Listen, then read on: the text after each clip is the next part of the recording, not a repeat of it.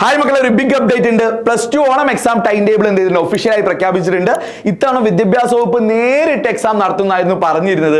അപ്പൊ അതുപോലെ തന്നെയാണ് ഒഫീഷ്യലായിട്ട് കേരളം ഒട്ടാകെ ഒറ്റ ടൈം ടേബിളിലായിരിക്കും എക്സാം നടത്തുക. അതിന്റെ ക്വസ്റ്റ്യൻ പേപ്പർ ആര് നൽകും? ഗവൺമെന്റ് തന്നെ നൽകും. പക്ഷേ ഇത്തരത്തിലുള്ള ടൈം ടേബിൾ ആണെങ്കിൽ എൻ്റെ അഭിപ്രായത്തിൽ ഗവൺമെന്റ് നടത്തേണ്ട ആവശ്യമില്ലായിരുന്നു. സ്കൂൾ സ്വന്തം അവസ്ഥയിൽ നടത്തിയാലും കുട്ടികൾക്ക് അതായിരുന്നു ആക്ച്വലി കുറച്ചുകൂടി ബെനഫിഷ്യൽ ആവുക.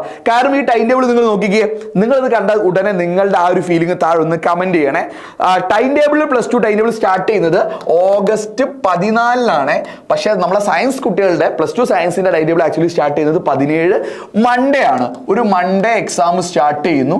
അന്ന് 2 എക്സാം, അന്ന് സെക്കൻഡ് ലാംഗ്വേജ് ഉണ്ട്, കെമിസ്ട്രി ഉണ്ട്. നേരെ പിറ്റേ ദിവസം ഗ്യാപ്പ് ഒന്നും ഇല്ലാതെ അന്ന് മാത്സും ബയോ ആണ്. അത് കുറച്ച് കടന്ന കൈയായി പോയി. ബയോയും മാത്സും അത്യാവശ്യം നല്ല പഠിക്കാനുള്ള കണ്ടന്റ് ഉള്ള സബ്ജക്ട്സ് ആണ്. രണ്ടും സെയിം ഡേ നടത്തി. ആൻഡ് പിറ്റേ ദിവസം രാവിലെ ഫിസിക്സും ഉച്ചയ്ക്ക് CS ആണ് ഉള്ളത്. ആൻഡ് ഓഗസ്റ്റ് 20 ഇംഗ്ലീഷ് മാത്രം ഒറ്റയ്ക്ക് നടത്തുന്നുണ്ട്. അപ്പോൾ വെറും 4 ദിവസം കൊണ്ട് എന്ത് ചെയ്യുന്നുണ്ട്, ഇത് ചടങ്ങ് പോലെ നടത്തി തീർക്കുന്നുണ്ട്.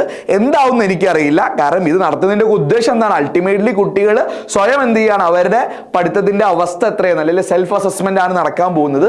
പക്ഷേ ഇവിടെ എത്രത്തോളം അത് നടക്കുന്നൊക്കെ എനിക്ക് കൺഫ്യൂഷൻ ഉണ്ട്. മേ ബി ഈ ടൈം ടേബിൾ കണ്ട ഉടനെ തന്നെ കുട്ടികൾക്ക് ഒന്ന് ടെൻഷൻ ആവും, അല്ലെങ്കിൽ ഒന്നെങ്കിൽ ഇൻട്രസ്റ്റ് നഷ്ടപ്പെടും.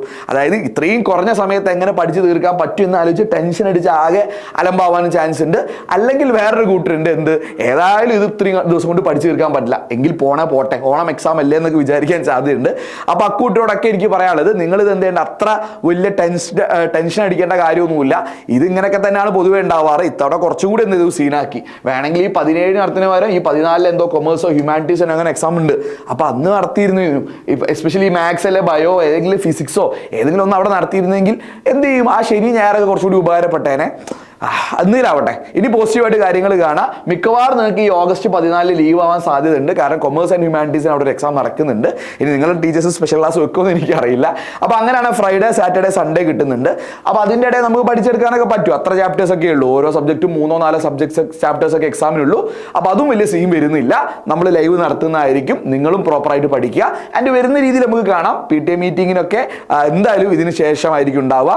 PTA മീറ്റിങ്ങിന് +1 മാർക്കും ഇതിൻ്റെ മാർക്കും വെച്ചിട്ട് നിങ്ങളെ എന്ത് ചെയ്യുക, ജഡ്ജ് ചെയ്യൽ അസസ് ചെയ്യുക. അപ്പോൾ മേ ബി അത് ഓവറോൾ ഈ ഇയറിൽ ബാധിക്കാനും സാധ്യതയുണ്ട്. അപ്പോൾ ഒന്ന് സീരിയസ് ആയിട്ടൊന്നും നിങ്ങൾ പഠിക്കാൻ തയ്യാറായി കഴിഞ്ഞാൽ വലിയ പ്രശ്നമൊന്നുമില്ല. അത് കുറച്ച് ചാപ്റ്റേഴ്സ് പഠിക്കാനുള്ളൂ. സോ ഡൗൺ ആവണ്ട, അല്ലെങ്കിൽ ഇൻട്രസ്റ്റ് നഷ്ടപ്പെടേണ്ട. നിങ്ങളൊന്ന് എക്സാമിൻ്റെ ഒന്ന് സീരിയസ് ആയിട്ടുള്ള ഒരു മോഡിൽ നിങ്ങൾ അപ്രോച്ച് ചെയ്ത് കഴിഞ്ഞാൽ ഇത് വലിയ കാര്യമൊന്നുമില്ല. Don't worry. ചാനൽ ഒന്ന് സബ് ചെയ്ത് വെച്ചേക്ക്. പുതിയ ചാനലാണ് എജുപോർട്ടിൻ്റെ.